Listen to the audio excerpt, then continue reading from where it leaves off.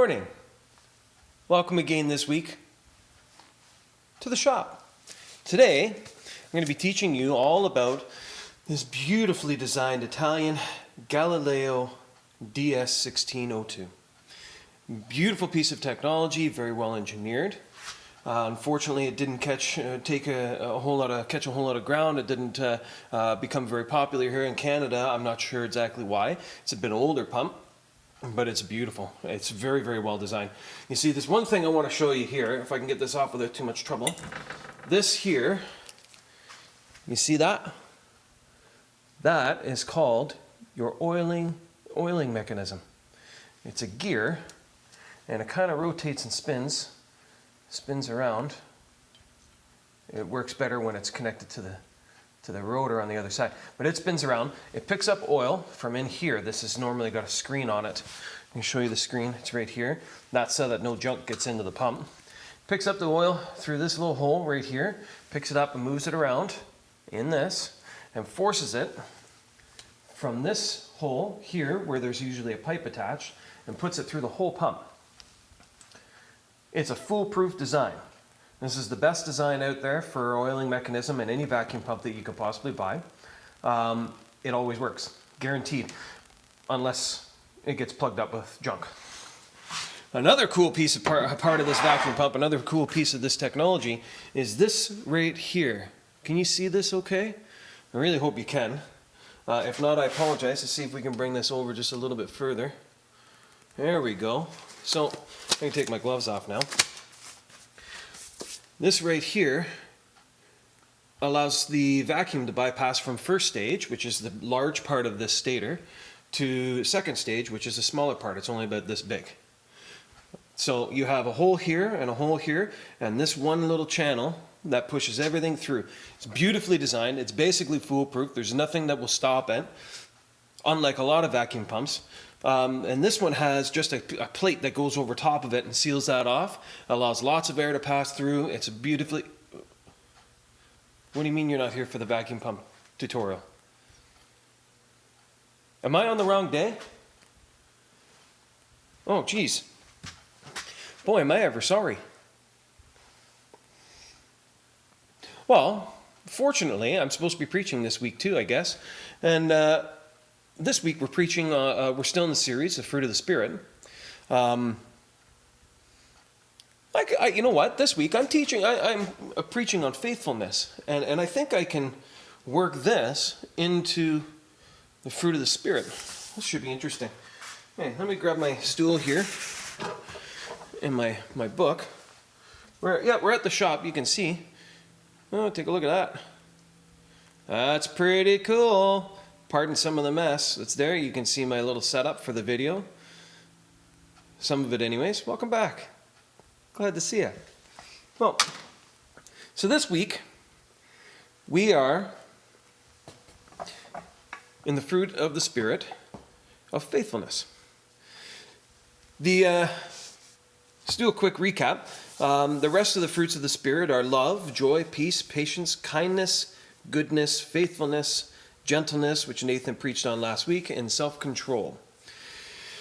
So, since we started this whole series, I've been watching every week, or trying to anyways. Maybe not on the Sunday, but sometime throughout the week. Maybe while I'm working, I will put it on and listen and watch. And I've kind of been looking at each of these fruits of the Spirit and wondering, am I encapsulating that? Am I exuding those things throughout my week? And I came to the conclusion that I think more often than not, I'm probably not.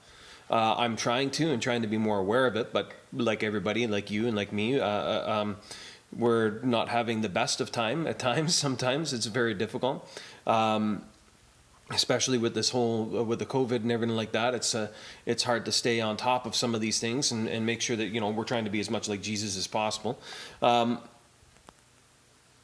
So every week I've been trying to see, am I exuding love, patience, kindness? Am I being good? Am I being gentle with the people around me? And in regards to self-control, let's just say the pizza guy at the pizza store in Coldwater, when I called the other day, he recognized my voice and knew my order by heart. And another interesting thing, it turns out I have to replace my my washing machine and my dryer because it keeps shrinking my pants. I don't know. Maybe somebody could text me later on, or maybe during the middle of this, and kind of give me a couple tips on making sure my pants don't shrink anymore. Probably less pizza might be helpful. So, I'm preaching on faithfulness. I figure we should start on what is faithfulness. What does it mean? What does that word mean? See, I looked it up in the Merriam-Webster's dictionary on Google, and it says faithfulness is steadfast in affection or allegiance, firm in adherence to promises or in observance of duty, given with strong assurance, like a binding promise, and true to facts, to a standard, or to an original. Okay, that makes sense. I kind of like that. That works. What about dictionary.com? Dictionary.com says faithful, constant, loyal imply qualities of stability, dependability, and devotion. Faithful implies long continued and steadfast fidelity to whatever one is bound to by a pledge, duty, or obligation. A faithful friend.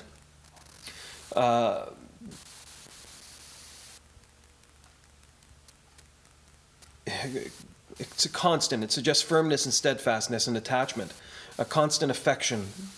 Loyal implies unswerving allegiance to a person, organization, cause, or idea. Loyal to one's association or one's country. Okay. And on yourdictionary.com, yourdictionary.com, not mydictionary.com. It's just the webpage anyways. Faithful is defined as the quality of being loyal and reliable. That seems pretty simple to me. Loyal and reliable. Kind of like this vacuum pump, the gear system that's in there for the oil mechanism, that's reliable, it works. Same with this pass-through right here, it's reliable, it works. It's engineered that way, it's supposed to work. So, I get all this, and in this case with the pump, right here, the word reliable is at the forefront of my mind when I'm looking at it. So I could say that according to our current cultural understanding of the word faithfulness, this pump is a faithful pump, right? Shouldn't fail. The engineering is excellent. The production quality is excellent. Here's the thing. Without proper maintenance, this pump will fail. Guaranteed. Every time, no matter how good the engineering is, if we don't stay on top of it, if we're not watching the maintenance and changing the pump oil on regular intervals, it's going to fail. If we run a bunch of chemicals through this pump, like often happens, especially when Nathan was working with me, all the pumps that he was doing, lots of chemicals through, this pump's failed all the time. Just is what it is. So it brings me to the dilemma around understanding faithfulness. See, when I look at the world and I see what's happening, especially in North America throughout the past year or so, I'm trying to figure out, I'm trying to understand, and I'm wondering, where's God in all of this? It's kind of sometimes driving me nuts. Like there's this whole thing, like, sure, I could totally sit back and say, well, I just have to look a little bit harder to find God in this moment.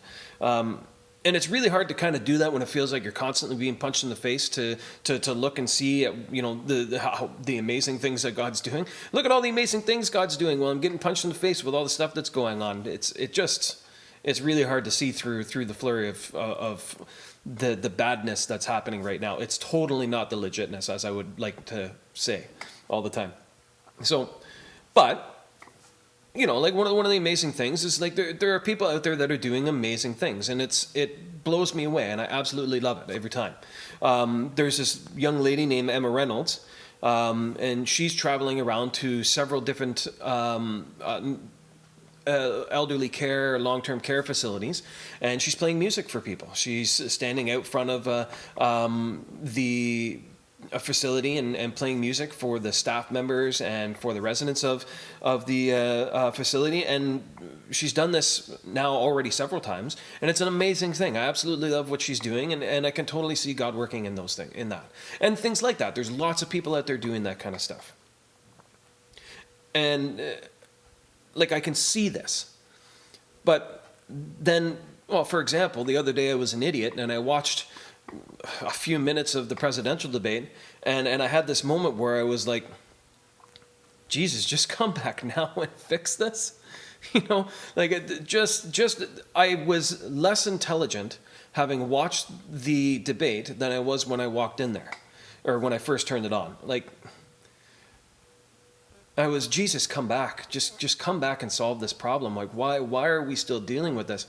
Then I had this moment of I guess, hilarity, where I was just laughing out loud because I thought about God as this scolding father coming up the stairs yelling, I can't believe I had to come back up here. I gave you guys explicit instructions on how to live this afternoon or this life or whatever, and you messed it all up again. It just, very clear instructions. Seriously, what's wrong with you people? It just made me laugh to think that that's, you know, the debate, that like that's why Jesus has to come back, because of stupidity like that. It was so hard seeing any God in that moment, and I'm struggling sometimes to see that on a daily basis. See, when I look around, and I'm seeing things, and I'm seeing the church, I don't think the church is responding to this mess the way that Jesus wants us to. I don't believe that the church is doing what Jesus has called us to do. I think some of us are, some of the church is, but there's a large part of the church that's just not, it doesn't look very much like Jesus at all. And it's definitely not what he taught and who he was. Deuteronomy 32:4 C says, he is the rock, his works are perfect, and all his ways are just, a faithful God who does no wrong, upright and just as he. In Psalm 33:4, for the word of the Lord is right and true, he is faithful in all he does. Psalm 36:5, your love, Lord, reaches to the heavens, your faithfulness to the sky.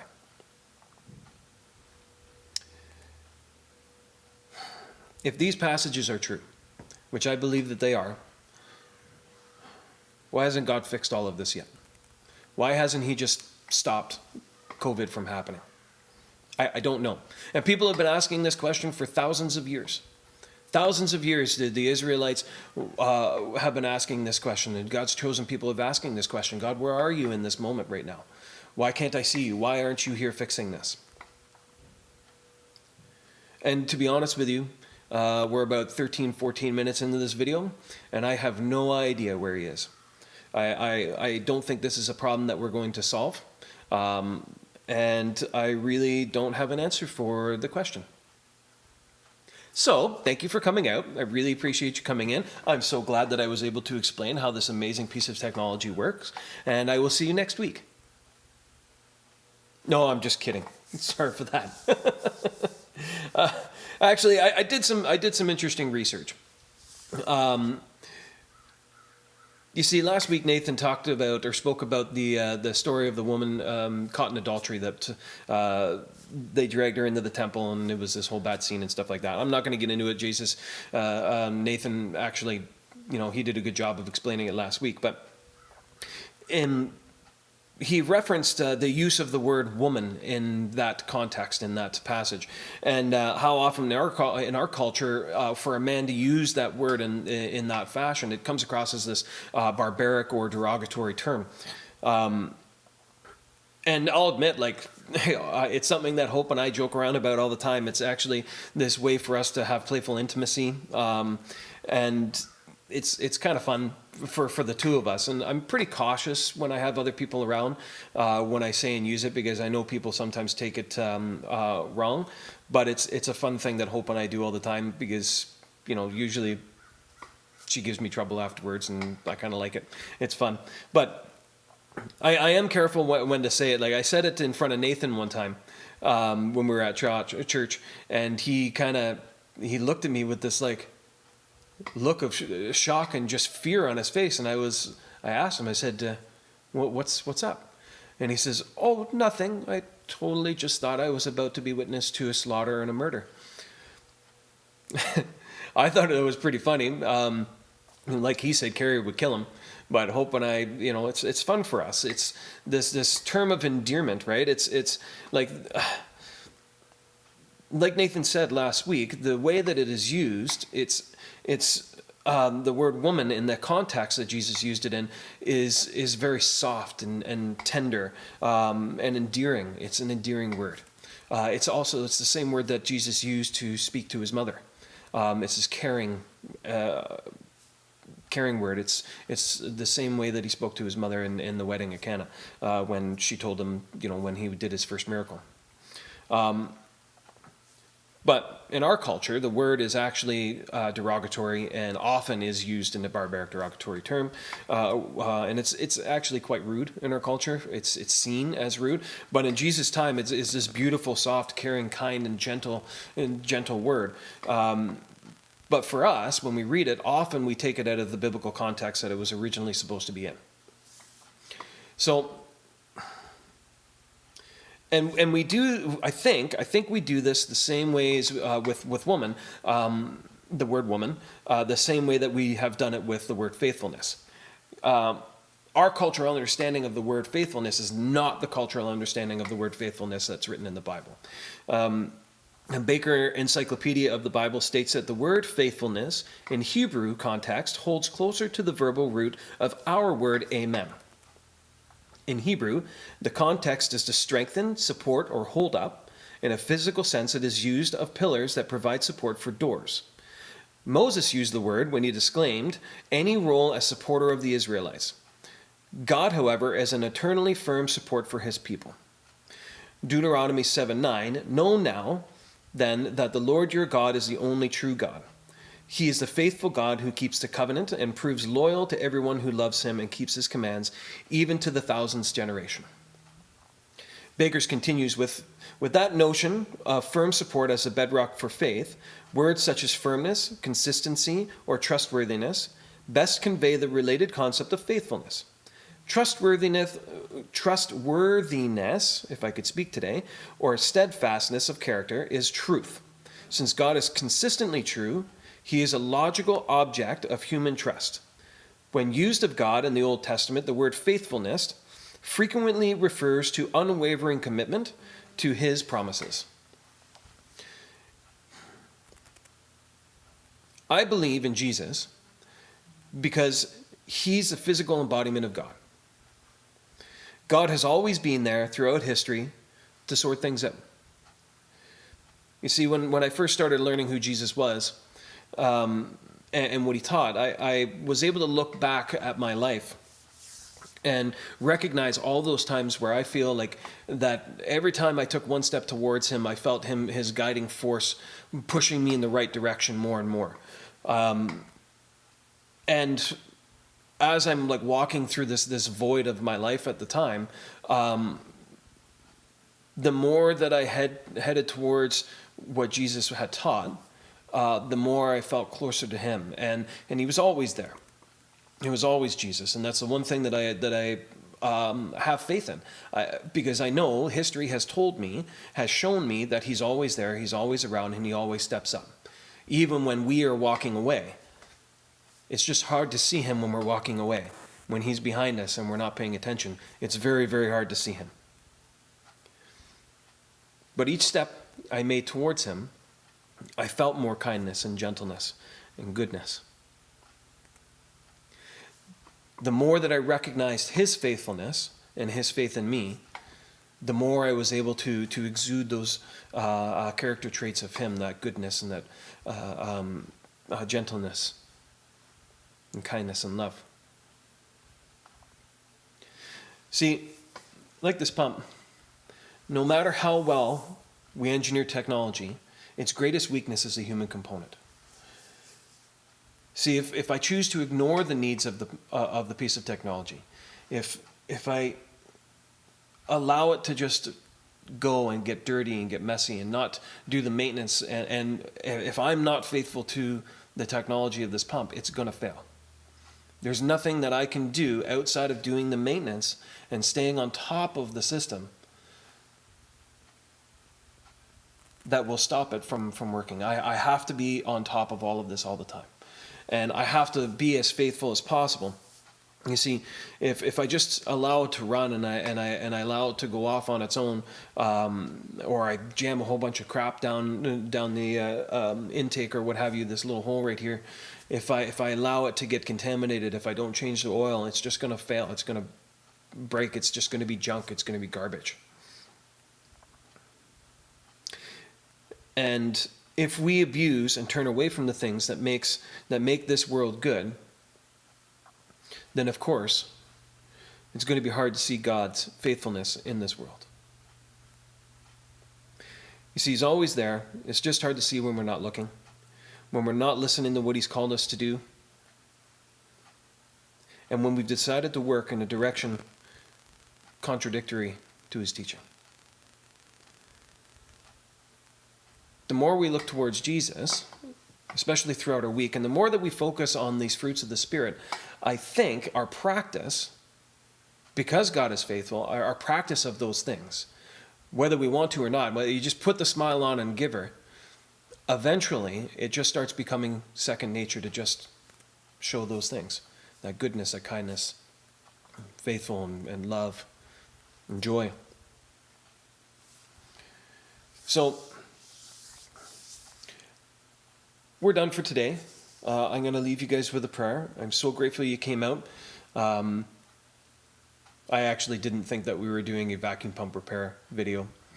I intended to do that to get your attention. I thought it would be very funny, and I hope you enjoyed it. And I hope that it was as informative for you as all the research that I did today about faithfulness was for me.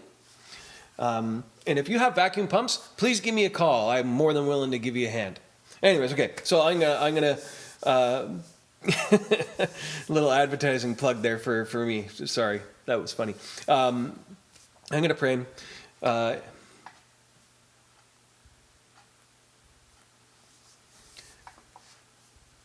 Lord, thank you so much for being there for us. Thank you for being this faithful companion that we walk through life with. And Father, we are grateful that we have you as this guiding light through this darkness that we go through, and in those days and in those weeks and sometimes in those months or longer where we're really struggling and we're having a hard time finding our way. I am grateful, and we are grateful that you have shown us how we're supposed to live. I pray that we keep our faith in Jesus, and that by doing so we can show people Jesus through the expression of these fruits that make him who he is, and help us to be more like him if Jesus were us. Though he's unchanging, I'm grateful that he's always willing to meet us where we're at. And I pray that all of us can have this faith as well. May God bless you and keep you. Peace and love. We'll see you next week.